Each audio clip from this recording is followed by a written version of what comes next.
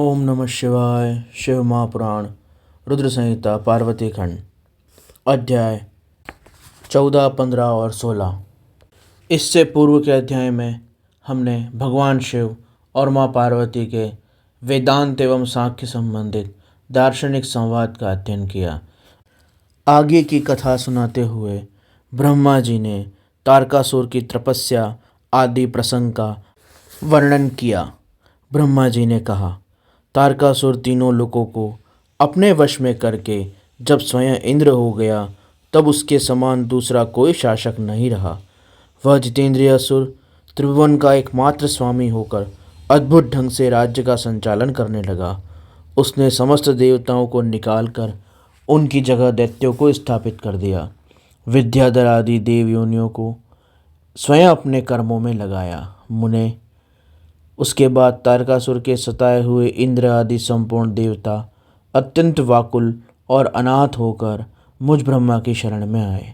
उन सब ने मुझ प्रजापति ब्रह्मा को प्रणाम करके बड़ी भक्ति से मेरा स्तवन किया और अपने दुख की बात बताकर कहा, प्रभो, आप ही हमारी गति हैं, आप ही हमारे कर्तव्य का उपदेश देने वाले हैं और आप ही हमारे धाता एवं उद्धारक हैं। हम सब देवता तारकासुर नामक अग्नि में जलकर अत्यंत व्याकुल हो रहे हैं। जैसे सन्निपात रोग में प्रबल औषधि भी निर्बल हो जाती है, उसी प्रकार उस असुर ने हमारे सभी क्रूर उपायों को भी बलहीन कर दिया है। भगवान विष्णु के सुदर्शन चक्र पर ही हमारी विजय की आशा अविलंबित थी, परंतु वह भी उसके कंठ पर कुंठित हो गया है। उसके गले में पड़कर वह ऐसा प्रतीत होने लगा हो मानो उस असुर को फूलों की माला पहनाई गई हो। मुने, देवताओं का यह कथन सुनकर मैंने उन सबसे समायोचित बात कही। देवताओं, मेरे ही वरदान से दैत्य तारकासुर इतना बढ़ गया है, अतः मेरे हाथों से उसका वध होना उचित नहीं। जो जिससे पलकर बढ़ा हो उसका उसी के द्वारा वध होना योग्य कार्य नहीं है। तुम लोगों का सारा कार्य करने के योग्य भगवान शंकर ही हैं, किंतु वे तुम्हारे कहने पर भी स्वयं उस तारकासुर का सामना नहीं कर सकते। तारक दैत्य स्वयं अपने पाप से नष्ट होगा। जैसा मैं उपदेश करता हूँ तुम वैसा कार्य करो। मेरे वर के प्रभाव से न मैं तारकासुर का वध कर सकता हूँ, न भगवान विष्णु कर सकते हैं और न भगवान शंकर ही उसका वध कर सकते हैं। दूसरा कोई भी वीर पुरुष अथवा सारे देवता मिलकर भी उसे नहीं मार सकते। यह मैं सत्य कह रहा हूँ। देवताओं, यदि शिवजी के द्वारा कोई पुत्र उत्पन्न हो तो वही तारक दैत्य का वध कर सकता है, दूसरा नहीं। सूरश्रेष्ठ गण, इसके लिए जो उपाय मैं बताता हूँ उसे करो। महादेव जी की कृपा से वह उपाय अवश्य सिद्ध होगा। पूर्व काल में दक्ष कन्या सती ने दक्ष के यज्ञ में अपने शरीर का त्याग कर दिया था। वही इस समय हिमालय की पत्नी मैना के गर्भ से उत्पन्न हुई हैं। यह बात तुम्हें विदित है। महादेव जी उस कन्या का पाणी ग्रहण अवश्य करेंगे।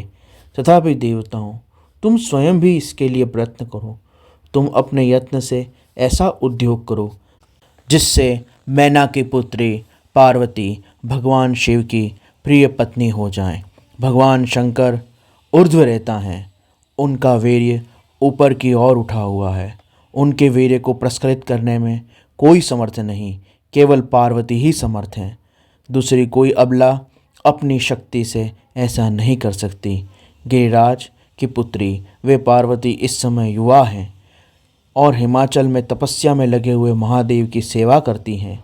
अपने पिता हिमवान के कहने से काली शिवा अपनी दो सखियों के साथ ध्यान परायण परमेश्वर शिव की सग्रह सेवा करती हैं।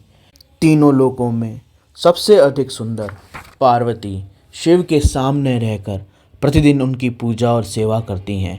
तथापि वे ध्यानमग्न महेश्वर मन से भी ध्यानहीन स्थिति में नहीं आते, अर्थात ध्यान भंग करके पार्वती की ओर देखने का विचार भी उनके मन में नहीं आता।